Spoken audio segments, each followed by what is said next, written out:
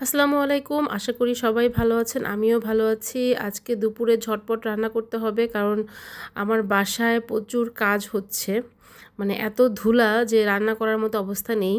এজন্য এমন কিছু রান্না করছি যে একটা রান্না করলেই সবার হয়ে যায়। এজন্য আমি ২ টা চিকেন নিয়েছি।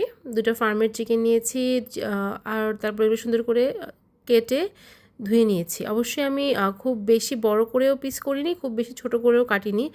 আমি হচ্ছে মিডিয়াম সাইজ করে কেটে নিয়েছি। তারপর আমি এর মধ্যে দিয়ে দিচ্ছি রসুন বাটা, তারপর দিয়ে দিলাম হচ্ছে পেঁয়াজ বাটা।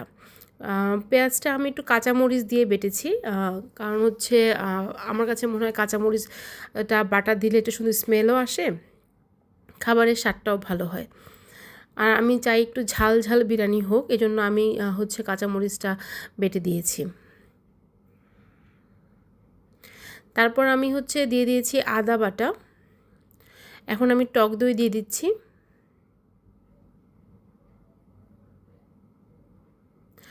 যেহেতু আমি হচ্ছে ২ টা মুরগি নিয়েছি, এইজন্য আমি এখানে ৪ চামচের মতো হচ্ছে ৪ টেবিল চামচের মতো আমি হচ্ছে টক দই দিয়েছি। আমি এখানে ২৫০ গ্রামের মতো টক দই দিয়েছি। আমি হাফ কেজির একটা টক দইয়ের থেকে আমি এখানে অর্ধেকটা পরিমাণ মিশিয়েছি। তারপর আমি দিয়ে দিচ্ছি রাঁধুনি বিরিয়ানি মশলা। নরমালি আমি বিরিয়ানি মশলাটা ইউজ করি না, কিন্তু যেহেতু আজকে ঝটপট রান্না করছি এই জন্য বিরিয়ানি মশলাটা ইউজ করছি। নিচ থেকে আর মশলা করিনি। আমি পুরো ১ প্যাকেট মশলা এখানে দিয়ে দিয়েছি।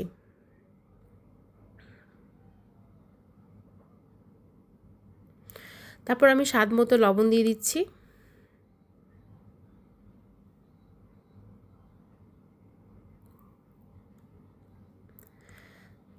তারপর আমি অ্যাড করব এখানে মরিচের পাউডার।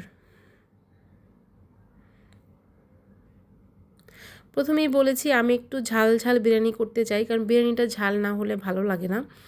আরও যেহেতু ফার্মের মুরগির বিরিয়ানি, এই জন্য আমি মানে ঝাল হতেই হবে এমন একটা অবস্থা।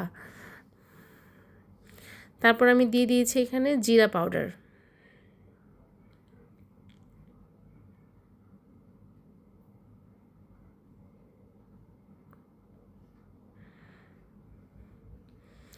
আপনারা যদি এই ম্যারিনেশনটা খুব ভালো করে করেন তাহলে বিরিয়ানিটা খেতে এমনিতেই মজা হবে। তারপর আমি আমার পরিমাণ মতো হচ্ছে তেল দিয়ে দিয়েছি এখানে।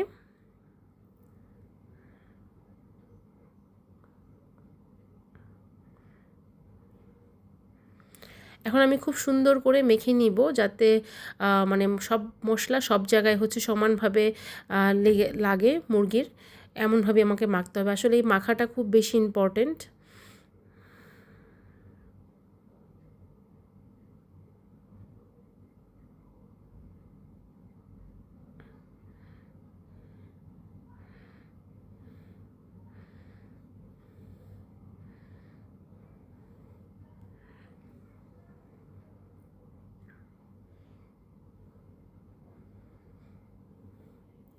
এভাবে সুন্দর করে মেখে আমি আধা ঘন্টা মুরগিটাকে ম্যারিনেট করব।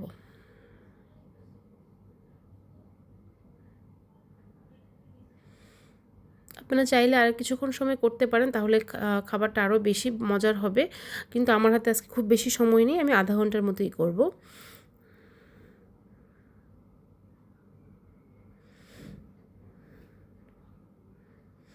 তারপর আমি বিরিয়ানির আলুটাকে হচ্ছে রেডি করে নিব। এজন্য আমি প্রথমে আলু কেটে ৪ টুকরা করে নিয়েছি এক একটা আলু। তারপর আমি দিয়ে দিচ্ছি একটু মরিচের পাউডার, একটু লবণ। এখন আমি একটু জর্দার কালার ইউজ করব, যাতে আলুর কালারটা সুন্দর আসে।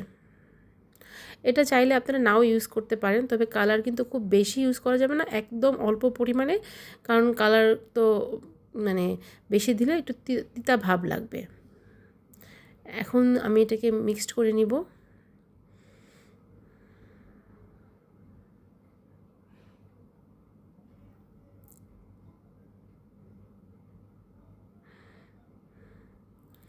এখন একটু চামচ দিয়ে নেড়ে সবগুলো আলুর মধ্যে যাতে সমানভাবে লবণ মরিচ কালারটা সমানভাবে লাগে, তেমন করে নিচ্ছি।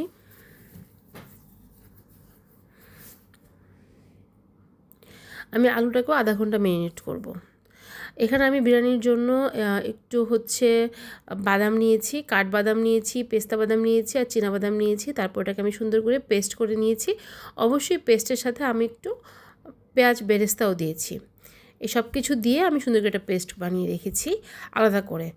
এই তো আমি চুলার মধ্যে হচ্ছে তেলটা গরম করে সুন্দর করে আলুগুলো ভেজে নিচ্ছি। আলুগুলো এমনভাবে ভাজতে হবে যাতে এখানে মোটামুটি আলুগুলো 90% মতো কুক হয়ে যায়। এভাবে করে ভাজতে হবে, খুব সময় নিয়ে ভাজতে হবে মিডিয়াম ফ্লেমে, তাহলে আলুর কালারটা দেখতে অনেক সুন্দর আসবে। এই তো আমার আলুগুলো অলমোস্ট ভাজা শেষ। এখন আমি আলুগুলোকে উঠিয়ে নিব। দেখতেই পাচ্ছেন সুন্দর লাল হয়ে ভাজা হয়েছে। এখন এর মধ্যে আমি একটু পেঁয়াজ দিয়ে দিব। পেঁয়াজ আমি এখানে খুব বেশি দিব না, কারণ আমি পেঁয়াজ হচ্ছে বাটা দিয়েছি, এই জন্য আমি খুব বেশি পেঁয়াজ ইউজ করব না। এই তো পেঁয়াজ ভাজতেছি, দেখতেই পাইলেন যে আমার চিকেনটা সুন্দর ম্যারিনেট হয়েছে, চিকেনটা সুন্দর একটা কালারও দেখা যাচ্ছে। এখন আমি এই তো পেঁয়াজটা মোটামুটি ভাজা হয়ে গেছে, এখন আমি হচ্ছে চিকেনগুলো সব অ্যাড করে দিয়েছি। যেহেতু আমি ফার্মের চিকেনটা বেশ কিছুক্ষণ ম্যারিনেট করে রেখেছিলাম, এই জন্য এই চিকেনটা কষানোর সময় আমি ঢাকনা ইউজ করব না।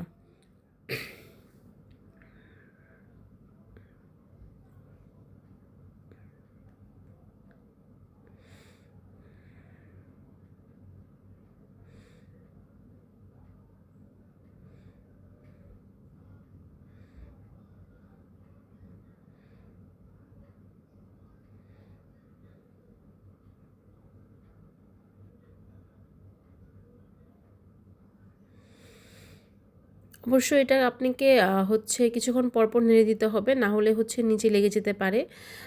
এই জন্য আপনাকে হচ্ছে কিছুক্ষণ পরপর নাড়তে হবে জাস্ট।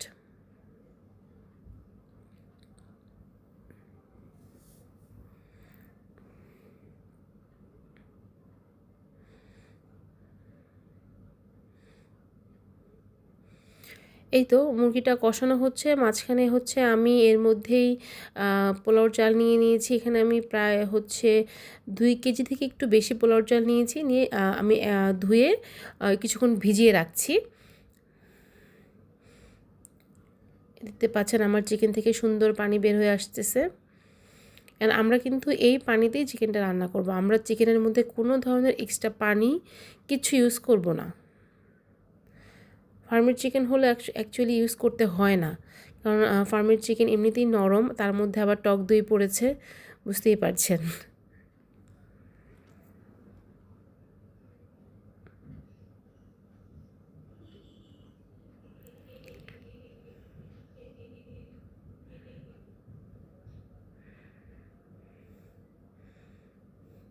খুব লো ফ্লেমে রান্না করবেন না, তাহলে হচ্ছে এই সময় মাংসগুলো খুলে যাবে। আমি একটু মিডিয়াম থেকে একটু বেশি ফ্লেমে রান্না করছি। একটু সাবধানে রান্না করবেন, কারণ এই সময় কিন্তু হচ্ছে ফুটে গায়ে লাগে, যেমন আমার অনেকবার ছিটে গায়ে লেগেছে।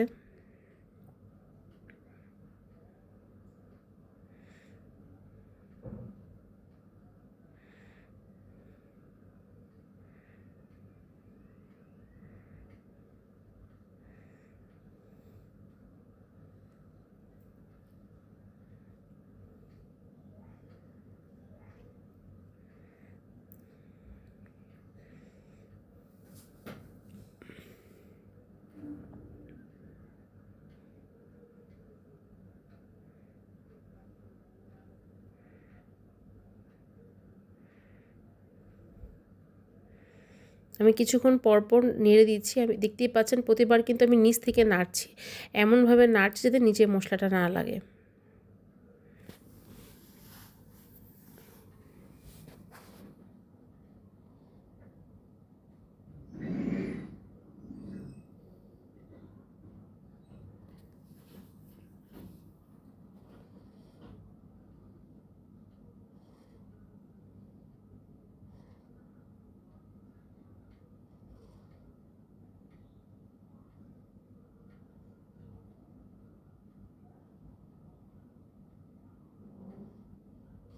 এই মুহূর্তে আমার মাংসটা পুরো কষানো হয়ে গিয়েছে, আমি দেখেছি যে মাংসটা সিদ্ধ হয়ে গিয়েছে।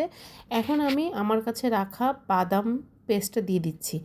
আচ্ছা, বাদাম পেস্টটা আমি পরে কেন অ্যাড করছি, আমি সব মশলার সাথে কেন ম্যারিনেট করিনি কিংবা আরও আগে কেন দেইনি, এর কারণ হচ্ছে বাদামটা দেওয়ার পরে হচ্ছে চিকেনটা খুব লেগে যাওয়ার সম্ভাবনা অনেক বেশি বেড়ে যায়।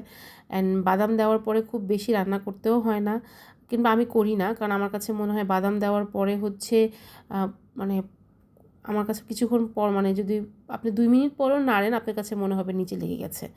এই জন্য আমি বাদামটা সবার পরে অ্যাড করছি। আপনারা বাদামটা পরে অ্যাড করে দেখবেন কখনোই লাগবে না নিচে। দেখেন বাদামটা অ্যাড করার পরে সুন্দর কিন্তু হচ্ছে একটা কালার চলে এসেছে বিরিয়ানির। এতক্ষণ কিন্তু বেশ রেড দেখা যাচ্ছিল, কিন্তু এখন কিন্তু কালারটা পুরো বিরিয়ানির কালার চলে এসেছে। আমি এখন মানে এতটা সময় রান্না করি যতটা সময় বাদামের কাঁচা গন্ধটা না যায়।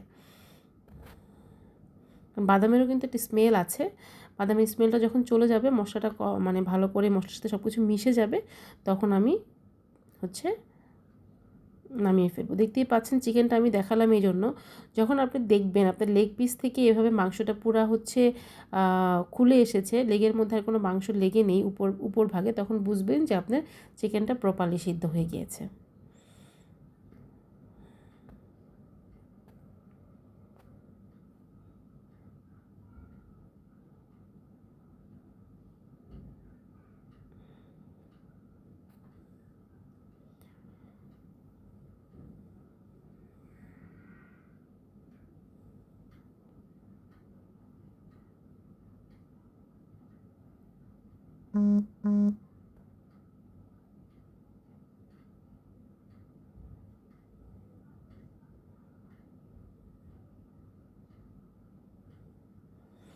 কিন্তু আমার চিকেনটা পাশে একটা চুলাতে আমি হালকা করে দিয়ে রেখেছি, কারণ আরেকটু হচ্ছে ঝোলটা কমবে। এর মধ্যে আমি পাশের চুলায় হচ্ছে একটা বড় প্যান বসিয়ে দিয়েছি, কারণ প্রায় হচ্ছে 3 কেজির মতো, 3 থেকে 3.5 কেজির মতো হচ্ছে আমার চিকেন আছে, আর আমি 2 কেজির মতো হচ্ছে পোলাও নিয়েছি, পোলাওর চাল নিয়েছি। তো আমি একটু তেল গরম করে তার মধ্যে একটু ঘি দিয়ে দিয়েছি, আর তারপর আমি কিছু পেঁয়াজ দিয়ে দিয়েছি।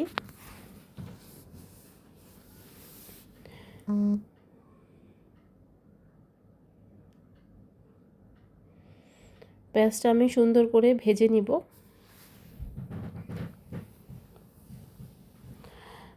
একটু ভাজা হয়ে গেছে দেখতেই পাচ্ছেন। এখন আমি একটু 1 চামচ রসুন বাটা, 1 চামচ আদা বাটা দিয়ে দিয়েছি। এটা চাইলে আপনারা নাও দিতে পারেন, কিন্তু আমার কাছে মনে হয় রসুন আদা বাটা দিলে খাবারের টেস্টটা বাড়ে। তারপর আমার কাছে আমি যে ভিজিয়ে রেখেছিলাম সেই চালগুলো সব আমি হচ্ছে একটু পানি ঝরিয়ে রেখেছি, আমি সেটা সবগুলো চাল অ্যাড করে দিলাম। এখন আমি চালটা সুন্দর করে ভেজে নেব। আপনি চালটা যত ভালো করে ভাজবেন বিরিয়ানিটা তত ভালো হচ্ছে ঝরঝরা হবে।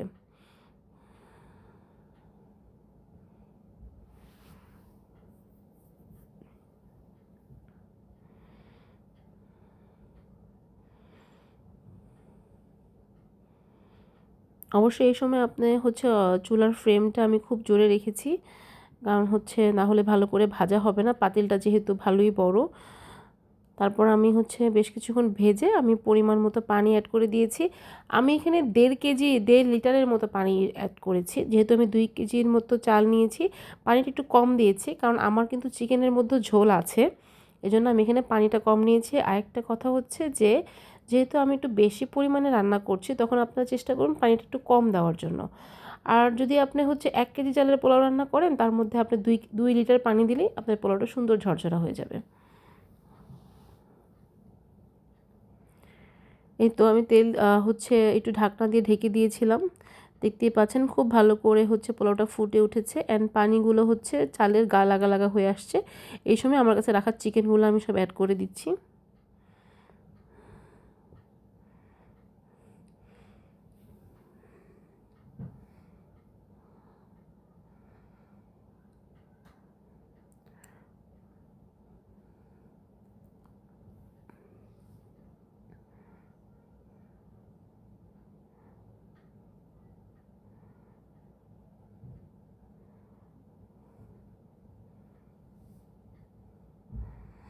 এই তো এখন এই মুহূর্তে আমি নেড়ে পুরোটা সুন্দর করে মিক্সড করে নিব।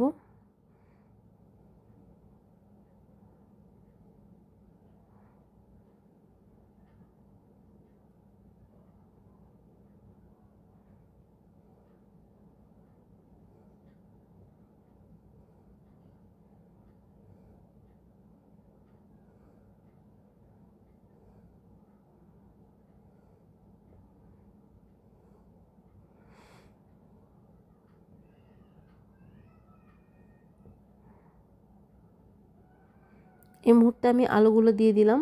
যেহেতু আলুগুলো আমার 90% অলরেডি সিদ্ধ হয়েই গিয়েছে, তো এখন বাকিটা এই পোলাওর মধ্যে মানে থাকতে থাকতে সিদ্ধ হয়ে যাবে।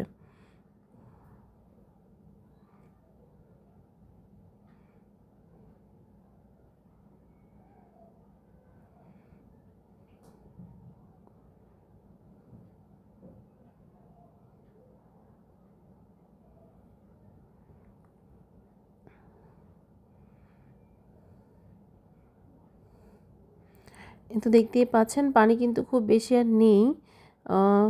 তো এই মুহূর্তে হচ্ছে আমি এটাকে দমে দেওয়ার জন্য রেডি করছি। আমি এখন এটাকে দমে দিয়ে দিব।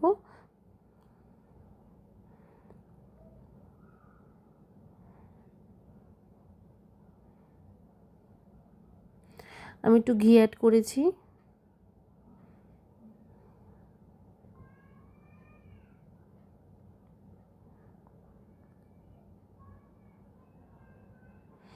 ঘিটা দিয়ে আমি একটু নেড়ে দিচ্ছি, কারণ সবগুলো রাইসের সাথে সুন্দর করে ঘিটা মিশিয়ে দিচ্ছি।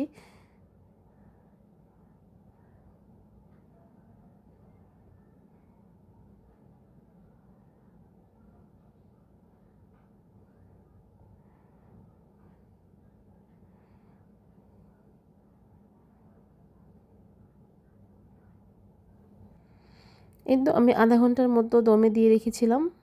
এই তো আধা ঘন্টা পরে ফাইনাল লুক, আমার বিরিয়ানি রেডি হয়ে গিয়েছে, একদম ঝরঝরা হয়েছে, খেতেও খুব ভালো হয়েছে। আজকের জন্য এতটুকুই। আল্লাহ হাফেজ, দেখা হবে নতুন একটি ভিডিওতে।